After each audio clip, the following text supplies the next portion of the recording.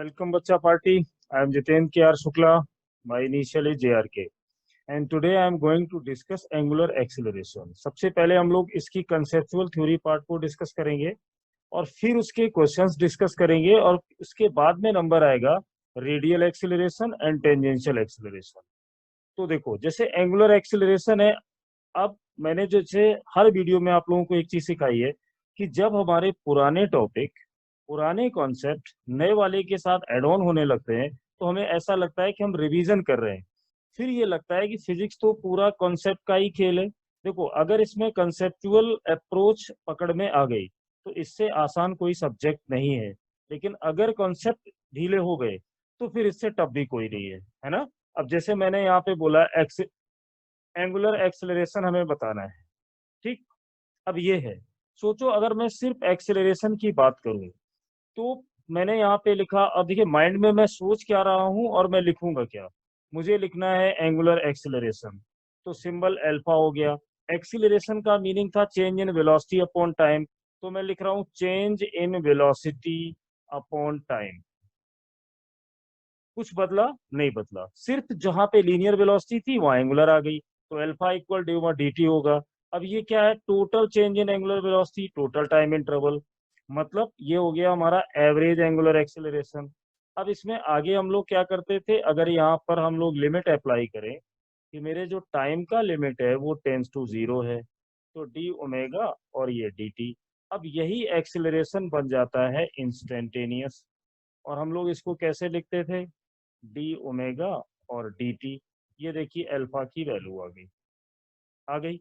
दूसरा यहाँ पे रोटेशनल इफेक्ट की बात हो रही है, मतलब ये सर्कुलर मोशन हो रहा है, तो जो वेक्टर यहाँ पे डायरेक्शन बताएगा वो एक्सियल वेक्टर होगा।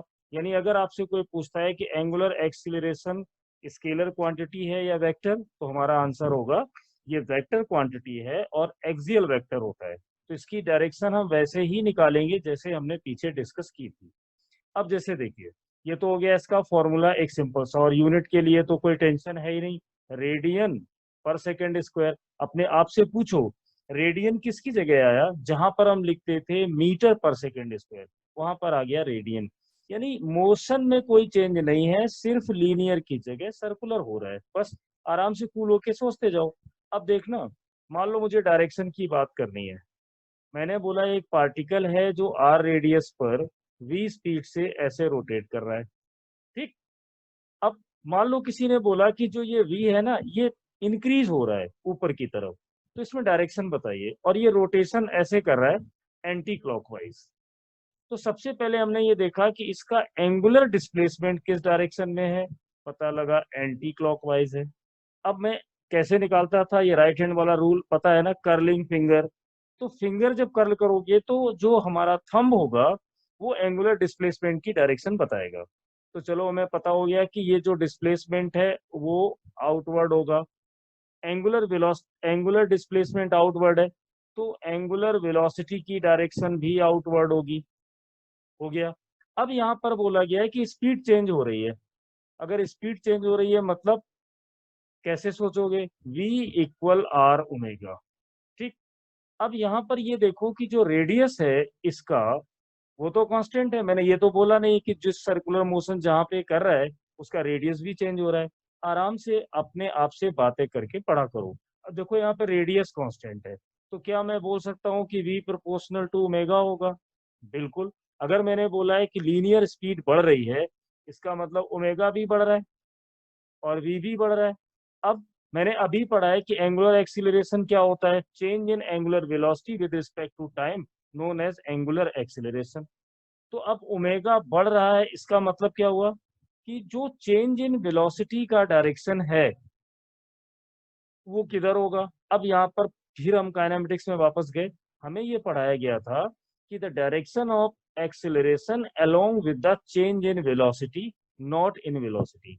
यानी एक्सीलरेशन का डायरेक्शन वहीं पर होगा जिधर वेलोसिटी में चेंज होगा। अगर यहाँ पर ओमेगा बढ़ रहा है इसका मतलब मोशन के अलोंग ही इसका चेंज इन वेलोसिटी है।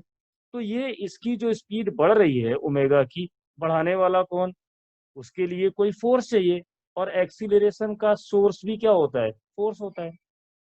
मतलब अगर ओमेगा बढ़ रहा है तो उसको बढ़ाएगा एंगुलर एक्सीलरेशन। अगर एंगुलर एक्सीलरेशन वेलोसिटी को बढ़ाएगा मतलब सेम डायरेक्शन में होगा।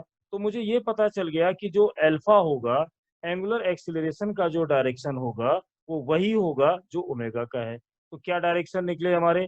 एंगुलर डिस्प्लेसमेंट आउटवर्ड पॉइंट से लिखेंगे, ओमेगा का डायरेक्शन आउटवर्ड, पॉइंट भी बना सकते हैं, आउटवर्ड भी बोल सकते हैं। अल्फा का डायरेक्शन बताइए आउटवर्ड। अब ये आउटवर्ड है कहाँ पर? जिस सेंटर को ये घूम रही है, मतलब एक्सियल वेक्टर है। अब सोचो एक स्टूडेंट होता, वो बोलता सर अगर इसी प्रॉब्लम में हमें ये बोला जाए कि जो लीनियर स्पीड है वो कम हो रही है, अब क्या डायरेक्शन होगी? तो देखिए इसमें ध्यान से देखना, एंगुलर वेलोसिटी की डायरेक्शन चेंज नहीं होगी, ओमेगा की डायरेक्शन चेंज नहीं होगी, क्योंकि घूमेगा तो ये एंटी क्लॉकवाइज ही। लेकिन अब अगर ये लीनियर स्पीड को कम करना बोला गया, ध्यान से देखना, आगे जब बड़े बड़े क्वेश्चंस करोगे या रोटेशनल मोशन में जाओगे तो इन सब चीजों की बहुत ज्यादा जरूरत पड़ेगी। आराम से सोचो, अगर v कम होगा तो क्या थीटा घूमने की डायरेक्शन में कोई फर्क पड़ा? नहीं, क्योंकि मुझे तो यही दिया है, तो ये वही रहा। क्या एंगुलर स्पीड में कोई फर्क पड़ा? नहीं, वही रहा। अब जरा अल्फा पर आइए।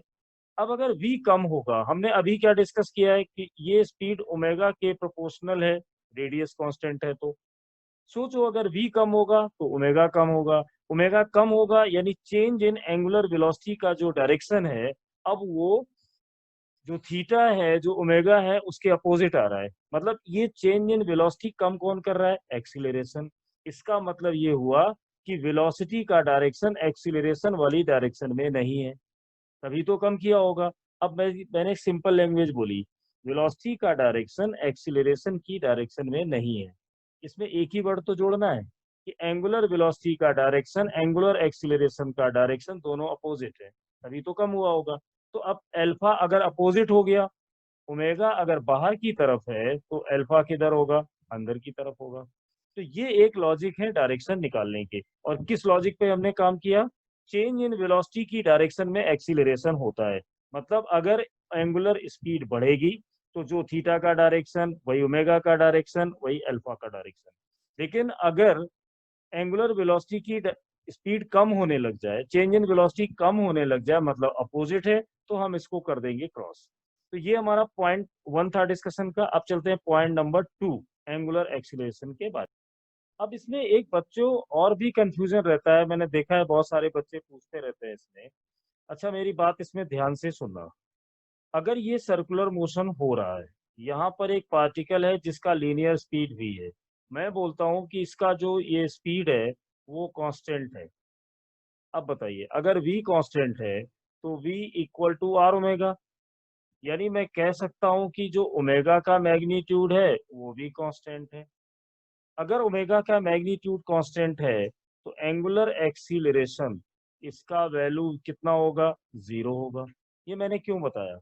मेरे कहने का पर्पज ये है कि अगर कोई पार्टिकल सर्कुलर मोशन करता है तो ये जरूरी नहीं है कि उस पर एंगुलर एक्सीलरेशन हो, क्योंकि बहुत सारे बच्चों को लगता है कि सर सर्कुलर मोशन करेगा मतलब घुमाने वाली बात है, तो जो घुमाएगा कौन? अगर एक्सीलरेशन ही नहीं है तो इसका मतलब फोर्स ही नहीं है, तो ये चल कैसे रहा था? हम पढ़ रहे हैं काइनेमेटिक्स ऑफ सर्कुलर मोशन। तो मेरे कहने का पर्पज ये है कि अगर यहाँ पर कोई एक स्टेटमेंट यहाँ पर पूछे, मान लो ऐसे लिख के दे दे कि इन ए सर्कुलर मोशन, इतना लिखा, और सामने लिख दे कि इन ए सर्कुलर मोशन, क्या लिखा हो? In a circular motion angular acceleration, angular acceleration must be non zero और प्रेजेंट। मान लो ऐसी कोई बात कर दी जाए और सडनली पूछ लिया जाए कि ये फॉल्स स्टेटमेंट है या ट्रू, तो हम लोग बोलेंगे ये फॉल्स स्टेटमेंट है। ऐसा क्यों? अगर पार्टिकल कांस्टेंट स्पीड से चल रहा है, इसका मतलब उसका ओमेगा भी कांस्टेंट है, इसका मतलब एंगुलर एक्सीलरेशन नहीं है। तो ये कहना कि without angular acceleration circular motion नहीं हो सकता, गलत है सर। हाँ, ये मैं बोल सकता हूँ कि मे बी और मे नॉट बी, मतलब नेसेसरी कंडीशन नहीं है, पर है, हो भी सकता है, नहीं भी हो सकता है। अच्छा दूसरा स्टेटमेंट देखिए, इसी में अगर मैं एक ऐड करूं, मान लो किसी ने बोला कि इन ए सर्कुलर मोशन और एक्सीलरेशन, ए का सिंबल मैंने एक्सीलरेशन के लिए लिया है, अब मैं ये बोल रहा हूँ कि इन्हें circular motion acceleration must be present. अब देखो,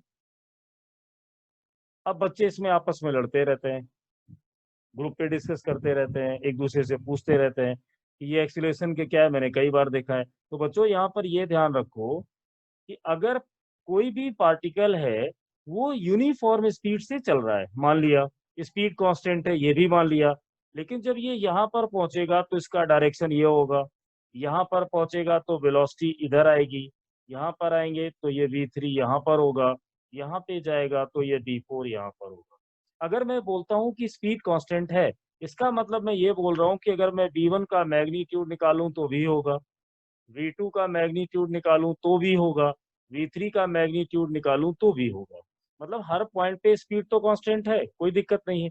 लेकिन ध्यान से देखो, वेलोसिटी में दो चीजें होती हैं, एक होता है मैग्नीट्यूड और एक होता है डायरेक्शन। यहाँ पर मैग्नीट्यूड तो चेंज नहीं हो रहा है, बट हर पॉइंट पर वेलोसिटी का डायरेक्शन चेंज हो रहा है। तो वेलोसिटी में तो चेंज होगा, अब वेलोसिटी में चेंज होगा तो एक्सीलरेशन भी आ जाएगा, मतलब यहाँ पर एक्सीलरेशन होगा। तो अब मैं कह सकता हूँ कि अगर कोई पार्टिकल सर्कुलर मोशन करेगा तो उसकी वेलोसिटी की डायरेक्शन में होने वाले चेंजेस हम लोग नहीं रोक सकते, यानी we can not fixed the direction of a particle. अगर ऐसा करेंगे तो it will move in straight line motion, but in the case of circular motion velocity का डायरेक्शन तो बदलेगा, और अगर डायरेक्शन बदलेगा तो वेलोसिटी बदलेगी, क्योंकि अगर मैं मैग्नीट्यूड बदल दूं तो वेलोसिटी बदली, अगर मैं डायरेक्शन बदल दूं तो वेलोसिटी बदली, अगर दोनों बदले तो बदली। हाँ, अगर डायरेक्शन और मैग्नीट्यूड दोनों ना बदले तो मैं कह सकता हूँ कि वेलोसिटी कांस्टेंट है, और जो कि सर्कुलर मोशन में पॉसिबल नहीं है। इसका मतलब एक्सीलरेशन तो होगा, बट ये कौन सा एक्सीलरेशन होगा, जो डायरेक्शन को चेंज कराएगा, तो वो हम आगे भी डिस्कस करेंगे। फिलहाल अगर हमारे स्टेटमेंट में ये लिखा है कि in a circular motion acceleration must be present, तो स्टेटमेंट ट्रू होगा। लेकिन अगर एक्सीलरेशन को स्पेसिफाई किया गया है, जैसे बोला गया है angular acceleration must be present, तो हम बोल देंगे ये फॉल्स है, हो या नो फर्क नहीं पड़ेगा, ओनली एक्सीलरेशन अगर है तो होना चाहिए। अब जैसे हमने यहाँ पे बात की, एक थर्ड पॉइंट और है इसका डिस्कशन का, वो भी खत्म कर देते हैं। देखिए, थर्ड पॉइंट पर क्या है कि अगर मैं बोलूं कि अल्फा का वैल्यू कांस्टेंट है, ये अल्फा का मतलब मेरा क्या है, एंगुलर एक्सीलरेशन कांस्टेंट है। अब जरा बच्चों याद करो, जब हम रेक्टिलिनियर मोशन पढ़ रहे थे तो वहां पे हमें बताया गया था कि if acceleration is constant then we can use equation of motion, यानी हमें इक्वेशन ऑफ मोशन यूज करने का लाइसेंस मिल जाता है अगर हमारा एक्सीलरेशन कांस्टेंट हो। अब यहाँ एंगुलर मोशन, एंगुलर वाले केस में यानी सर्कुलर मोशन में मैंने एक कंडीशन ली कि अल्फा मेरा कांस्टेंट है।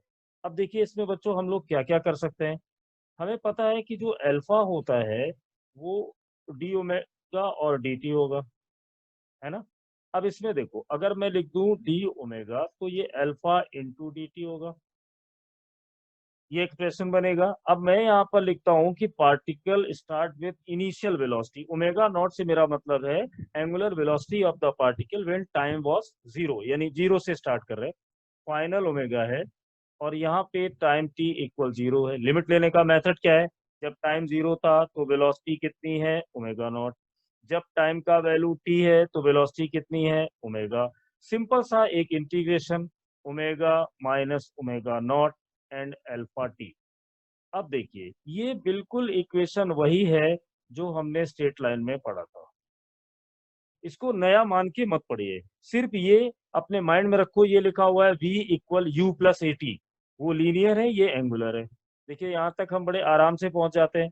अब इसी में थोड़ा सा सोचो कि एक इक्वेशन तो मेरी बन गई, क्या हम इसमें और भी कोई इक्वेशन बना सकते हैं, बड़े आराम से कर लेंगे, अभी दिखाता हूँ। हम लोग इसमें क्या करते थे, ओमेगा लिखा हुआ है, उसको याद करो अपने v equal to u plus a t, एक इक्वेशन हम पढ़ते थे दूसरी वाली s equal u t plus half a t square. तो क्या दिक्कत है, क्या मैं ओमेगा को d theta over d t नहीं लिख सकता, बिल्कुल लिख सकता हूँ। तो डी थीटा को इधर रोक लो, यानी ये डी थीटा हो गया, इधर क्या होने वाला है, यहाँ होगा omega not into d t, यहाँ पर हो जाएगा alpha t into d t, लो बन गया। अब इसको क्या करो, इनिशियल पोजीशन जिसको हम लोग लिखते थे एक्स नॉट, कुछ बच्चे क्या करते हैं, उन्हें आदत पड़ जाती है टाइम जीरो और यहाँ पे जीरो लिख देते हैं।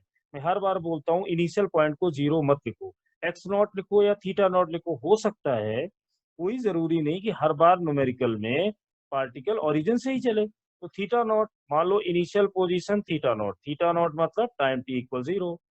और यहाँ से देख लो, अब हम लोग यहाँ टाइम ले रहे हैं 0 से टी, यहाँ पर टाइम ले लिया 0 से टी। जब इसको इंटीग्रेट करोगे तो ये आएगा theta minus theta naught omega naught.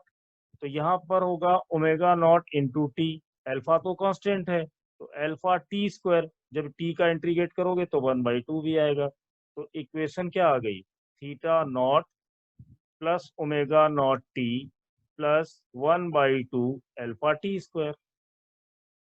लो इक्वेशन हो गई। अब इसमें ये हमारी देखिए फर्स्ट इक्वेशन है, हमें इसका हैबिट है, ये हमारी सेकंड इक्वेशन है। माइंड में सोचो, जहां थीटा लिखा है वहां पे एक्स लिख दो और कुछ मत करो। ये मान लो जहां पर भी थीटा दिखाई दे रहा है वो हमारा एक्स है। अच्छा, एक इक्वेशन हमने और पढ़ी थी, we square you square 2as। वो कब पढ़ी थी, याद करो, मैं यहाँ पे लिख रहा हूँ, जब वेलोसिटी फंक्शन ऑफ पोजीशन का था, हम लोगों ने पढ़ा था a equal v d v over d x. ये था ना लीनियर में। तो यहाँ पर v की जगह ओमेगा कर लो, फंक्शन x की जगह थीटा कर लो, हो गया ना रिप्लेस। अब आगे वाली फिजिक्स में यही होने वाला है, क्योंकि जिसने काइनेमेटिक्स को अच्छे पढ़ लिया अब तो मजे लेने हैं। अब सोचो, जब मैं एक्सीलरेशन लिखूंगा, यहाँ पर a लिखा हुआ है, अब यहाँ पे उस एक्सीलरेशन का नाम क्या है, अल्फा। ये v क्या है, लीनियर वेलोसिटी, यहाँ पर एंगुलर वेलोसिटी लिख दो। dv लिखा है, डी ओमेगा लिख दो। यहाँ पे dx है, dx की जगह यहाँ d थीटा आ जाएगा। लो हो गया। अब मेरी जरूरत क्या है, अब मैं यहाँ निकालना चाहता हूँ final velocity, omega D omega, और ये हो गया अल्फा डी थीटा।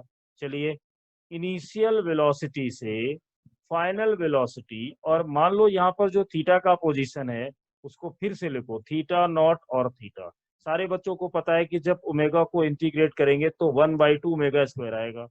तो omega square minus omega naught square, और यहाँ पे 2 भी है जो मैंने लिखा नहीं है, चलो लिख देते हैं 1/2। और इधर क्या आने वाला है, अल्फा तो कांस्टेंट था, जब डी थीटा को इंटीग्रेट करेंगे, लिमिट यूज करेंगे, तो थीटा माइनस थीटा नॉट आएगा। तो मेरा सजेशन ये है कि जब इसको लर्न करना तो ऐसे करना, omega square omega naught square, और ये होगा 2 alpha theta minus theta naught, जिससे हर पल हमें ये याद आता रहे कि इनिशियल पोजीशन दिया है या नहीं दिया है। तो जब भी क्वेश्चन करोगे दिमाग में एक अलर्ट आएगा कि यार थीटा नॉट को तो मैं तभी हटा सकता हूँ जब उसमें बोला जाए कि ये 0 है। तो ये देखो, इसमें इक्वेशन ऑफ मोशंस हमने यहाँ पे डिस्कस कर दिए। अब इस टाइप में जब थ्योरी में और कौन सा पॉइंट है जो मुझे पता होना चाहिए, देखिए, जैसे एस निकालते थे तो यहाँ पर ये सारी चीजें पता है, थीटा को रेडियन में मेजर करेंगे, ओमेगा की जरूरत पड़ेगी तो ओमेगा को कैसे मेजर करोगे, ये सारे पॉइंट्स हमारे दिमाग में क्लियर होने चाहिए। तो ये था हमारा एंगुलर एक्सीलरेशन का एक थ्योरेटिकल पार्ट। अब मैं इसको एक बार समराइज कर देता हूँ। एंगुलर एक्सीलरेशन एक एक्सियल वेक्टर है, इसकी डायरेक्शन वही होगी जो ओमेगा की डायरेक्शन होगी, ऐसा याद करके नहीं जाओगे। यानी एंगुलर एक्सीलरेशन का डायरेक्शन वो होगा जिस तरफ एंगुलर वेलोसिटी में चेंज हो रहा होगा, इनवर्ड या आउटवर्ड डिसाइड करोगे। इक्वेशन ऑफ मोशन वही सारे हैं। तो ये था थ्योरेटिकल पार्ट। अब इसका जो न्यूमेरिकल पार्ट है वो देखो अगले वाले पार्ट।